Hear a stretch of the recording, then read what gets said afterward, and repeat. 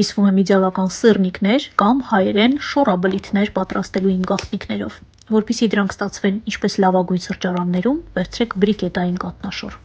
Այն պետք է ավելորդ հեղուկ չպարունակի։ Ձվի փոխարեն վերցնում ենք միայն դեղնուցը եւ ավելացնում մեկական ճաշի գթալ շաքարավազ, ալյուր եւ սպիտակաձավար, մի փոքր էլ վանիլի։ Ես նախընտրում եմ մասան հարիչի տարայի մեջ արել, այսպես բացառելով անհամասեռ մասը ստանալը։